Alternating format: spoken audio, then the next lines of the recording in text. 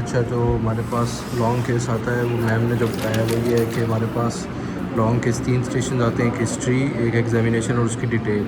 ठीक है, ये 3 स्टेशन हो गए। फिर एक शॉर्ट केस आ जाता है, एक या दो, और एक सर्जिकल इंस्ट्रूमेंट्स आ जाते हैं। सर्जिकल इंस्ट्रूमेंट्स और सर्जिकल ऑपरेटर्स का एक स्टेशन आ जाता है और बाकी सारे स्टैटिक स्टेशन होते हैं। ठीक हो गया। सर्जिकल इंस्ट्रूमेंट्स में क्या आ सकता है वो भी मैं तफसील बताता हूँ। सर्जिकल ऑपरेटर्स में क्या आ सकता है वो भी मैं तफसील बताता हूँ। और एक लॉग बुक वाला टेस्ट भी इसमें शामिल है शायद। तो 8 स्टेशन ये बन जाते हैं और बाकी स्टैटिक स्टेशन हैं। लॉग बुक में क्या तफसील है वो ये है। लॉन्ग केस में हर्निया कोई भी आ सकता है, चाहे वो अम्बिलिकल हो, इंसिजनल हो, या एक और भी मैम ने लिखा है, ये फेमोरल लिखा है, क्या लिखा है, कोई भी हर्निया आ सकता है। थायराइड, कोली, वेरिकोज वेन और कार्सिनोमा ऑफ रेक्टम। ठीक है, लॉन्ग केस में इसकी हिस्ट्री, एग्जामिनेशन डिटेल्स पता होनी चाहिए। शॉर्ट केस में जीपीई पता होना चाहिए। लाइपोमा सेबेशियस सिस्ट एब्सेसिस की एग्जामिनेशन शॉर्ट केस में सेम ही होती है, बस डिटेल्स पता होनी चाहिए। शॉर्ट केस में एग्जामिनेशन और उसकी डिटेल्स ज़्यादा पूछी जाती हैं। वेरिकोज वेन और पेरेक्टल ब्लीड, ये शॉर्ट केसेस हैं, ये लॉन्ग केसेस हैं। ठीक हो गया।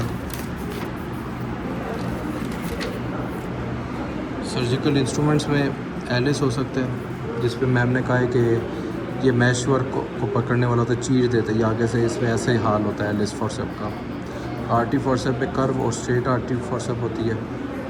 ठीक है, आरटी फॉर्सेप सीजर 2 टाइप्स की होती है, डायसेक्टिंग और सूचर। डायसेक्टिंग में इस तरह कर्व होता है, सूचर स्ट्रेट होगी। और मैम ने कहा था कि उसके बाद फिर नीडल होल्डर होता है। मैम ने कहा था नीडल होल्डर और आरटी फॉर्सेप जो स्ट्रेट होते हैं, इन दोनों को आपस में मिक्स नहीं करना। इसका अगर मुंह खोलोगे, इसका मुंह छोटा होता है नीडल होल्डर का, जबकि आरटी फॉर्सेप स्ट्रेट का मुंह बड़ा होगा। ये दोनों का डिफरेंस है। ठीक है, उसके बाद मैम ने कहा था जो असल में एक्चुअल फॉर्सेप्स होते हैं ना, वो ये 3 तरह के होते हैं, डायसेक्टिंग फॉर्सेप, टूथ फॉर्सेप और डायथर्मी फॉर्सेप।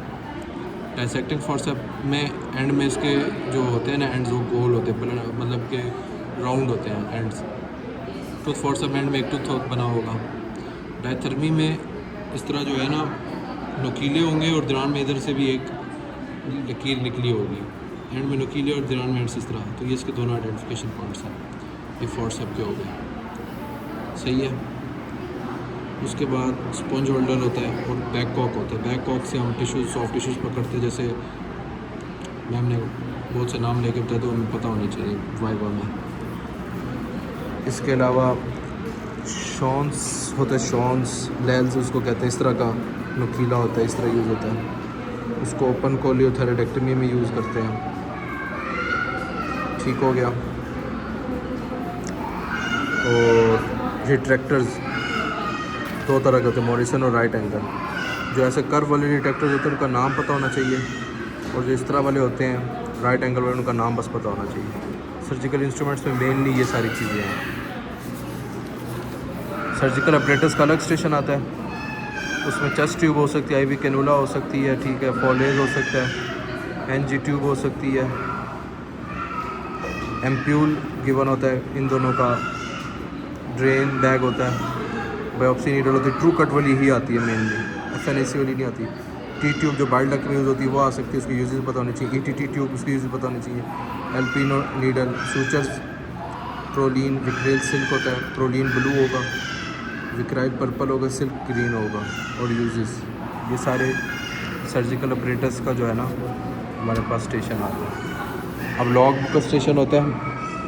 लॉग बुक के स्टेशन में मैम कहती है जो आपको सबसे सही आप सर्जरी आती है ना वही आप बोलो। पेंडेक्टमी कौन सा सूचर देंगे? ग्रिडन। होते कितने टाइप्स के? 3, लेंस, ग्रिडन, रदरफोर्ड। ग्रिडन कोई ज़्यादा एक्सटेंड कर दो, एक्सटेंडेड ग्रिडन रदरफोर्ड होता है। लेंस जो होता है स्किन क्रीज के अकॉर्डिंग देते हैं, जैसे एब्डोमिनल में स्किन क्रीज ऐसी होती है ना, तो यही स्किन क्रीज के अकॉर्डिंग लेंस वाला देते हैं। इसकी यूजेस पता होने चाहिए।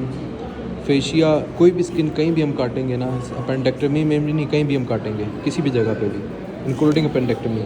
ऊपर जो होता है कैंपर्स फेशिया होता है, जो सुपरफिशियल फैटी लेयर होती है, फिर स्कारपा होता है, डीप मेम्ब्रेन, उसके बाद एक्सटर्नल ऑब्लिक मसल आता है अगर अपेंडेक्टमी कर रहे हैं, फिर इंटरनल ऑब्लिक फेशिया आता है, फिर पेरिटोनियम आता है, तो ये पता होना चाहिए। अब फिर अपेंडिक्स आता है।